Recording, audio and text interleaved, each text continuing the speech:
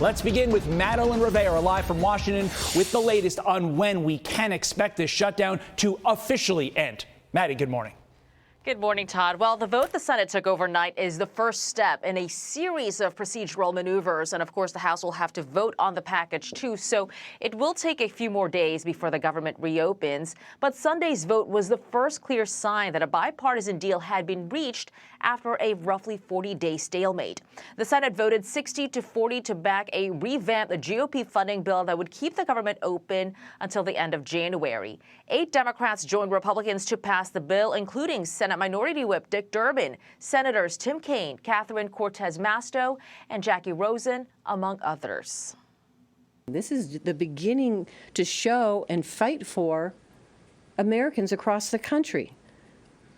Let me just say this. With the government open, we can focus on passing a full bipartisan budget for 2026. I understand that not all of my Democratic colleagues are satisfied with this agreement, but waiting another week or another month wouldn't deliver a better outcome. So let me be clear. No one in the Senate chamber wants to extend the ACA tax credits more than I do. I joined this group to make sure that we could get important protections for federal employees. And what we have in this bill is the restoration of all the furloughed employees and a guarantee of their back pay. So despite them touting what they did get, these Dems are facing criticism from their party because the package does not include a deal on Obamacare subsidies. It only includes a guarantee on a vote for the tax credits, far from what progressives and Senate Minority Leader Chuck Schumer had pushed for. Tonight, 8 Democrats voted with the Republicans to allow them to go forward on this continuing resolution. And to my mind, this was a very, very bad vote. We got a lot of work to do, but to be honest with you, tonight was not a good night. Democratic Congressman Ro Khanna is already targeting Schumer, saying Senator Schumer is no longer effective and should be replaced. If you can't lead the fight to stop health care premiums from skyrocketing for Americans, what will you fight for? Moving forward, senators need to reach a time agreement before holding a final vote on the package. Then it will only need a simple majority to pass the upper chamber. Todd. Miles to go before we sleep. Maddie, thank you. With that, let us bring in former advisor to Donald Trump, Jason Miller. And Jason, you heard in Maddie's report the Democrats touting all of the things that they got.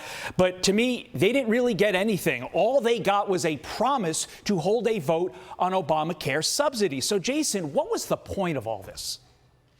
Well, exactly. There was no point. This entire shutdown was unnecessary. It was unneeded. And the only reason why it happened is because Senator Chuck Schumer and other Senate Democrats are scared to death of the extremist wing of their party, the AOCs, and they're worried they're going to get primary challenges.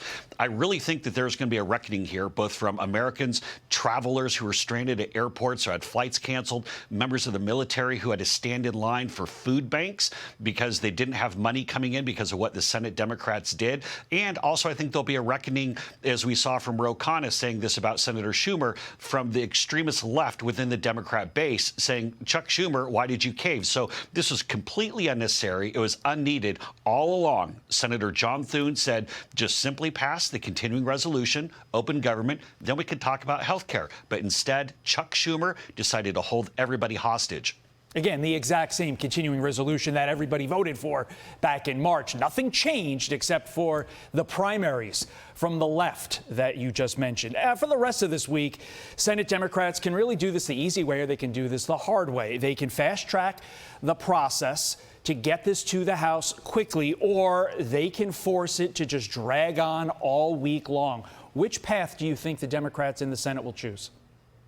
I think even though many of the Senate Democrats will echo the thoughts of Bernie Sanders saying that they didn't like this vote, I think the reality is that the vast majority, the biggest group of Senate Democrats, are glad that some of their colleagues caved because this is what everybody wanted. There was no one at home who was saying, Senators, thank you for keeping the government shut down. This was massive chaos. We saw what it did to the markets. We saw from Secretary Bessent saying the impact that this has had on the economy.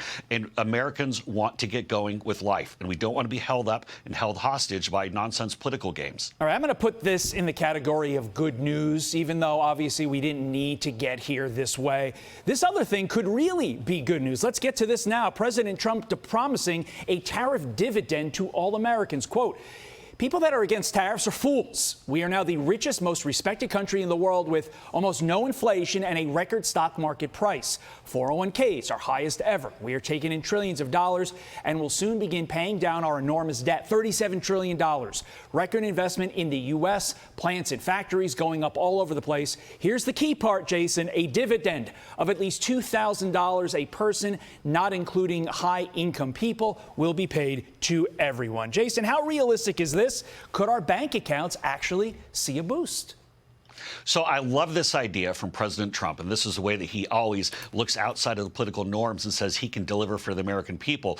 We're still digging our way out of the hole that Joe Biden left us. 4 years of absolute financial chaos, and we're seeing what President Trump is doing with the big, beautiful bill, the no tax on tips, no tax on Social Security, no tax on overtime. But many Americans are still struggling to get back on foot after what they saw from Joe Biden. And so I think this idea to take $2,000 per person with the exception of the higher wage earners, and say, let's give Americans a little bit of a boost here, let them get some of that credit that's coming in from the tariffs, I think would be a great shot in the arm. It'll dovetail right with what President Trump is doing by bringing down gas costs and other costs and keeping inflation low. So I love it. I hope they do it. I hope they can do it, but also pay down the $37 trillion in debt that you heard the president mention there. If they can do both, I think that is a win-win, but we will see. Jason Miller, thank you, sir, for getting up with us on a Monday. Thank you. I'm Steve Ducey. I'm Brian Kilmeade. And I'm Ainsley Earhart. And click here to subscribe to the Fox News YouTube page to catch our hottest interviews and most compelling analysis.